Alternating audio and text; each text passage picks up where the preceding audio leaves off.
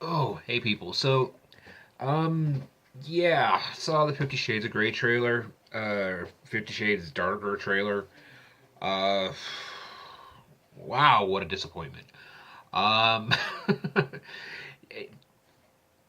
immediately, one of the things that caught me was pretty much everything BDSM gone. Gone.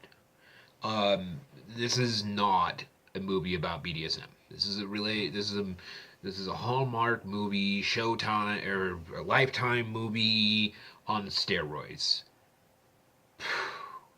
Fun.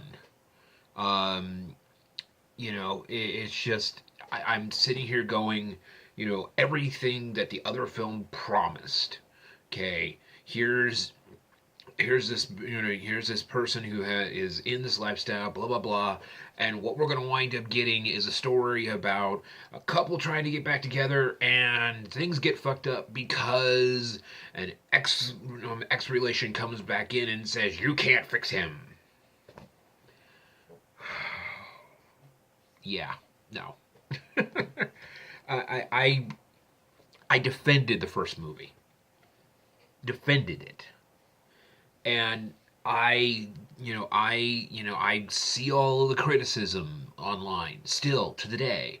I read a couple articles that people talked about it, like on the Mary Sue and so on, and still it's this is an abusive relationship. This is an abusive relationship. Even though I did an hour-long podcast explaining why I feel it wasn't.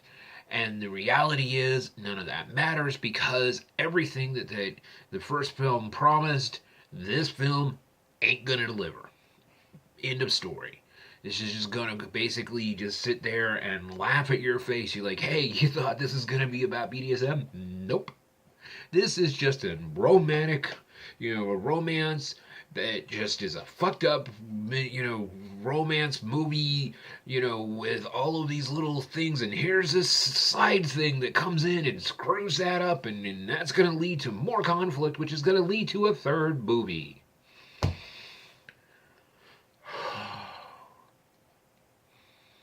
Yeah.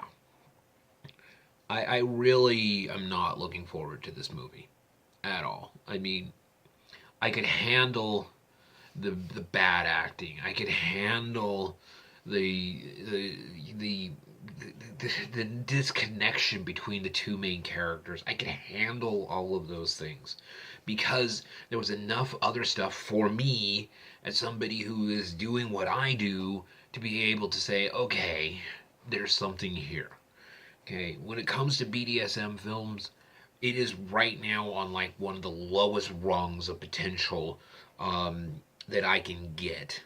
Um, you know, putting Story of O and Secretary 1 and 2. Um, but this is just it feels like they went, hey, here's everything that you liked about the first movie, and went, hey, here's some sex and here's some funky looking sex. It's not kinky. There's some other things not kinky. Nothing about this says kinky at all. Instead, what we get is a typical Lifetime movie about people who had a funky start to their relationship, trying to get back together. They start making things work, and then an ex-girlfriend comes in and screws the whole thing up.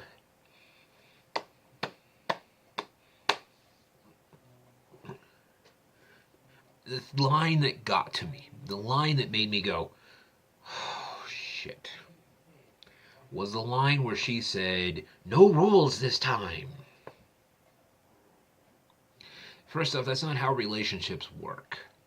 Every relationship, every functioning relationship has rules.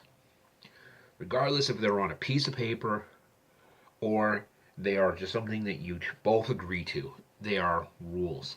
And they're like, that is this fantasy element of there's no rules, we can just do what we want.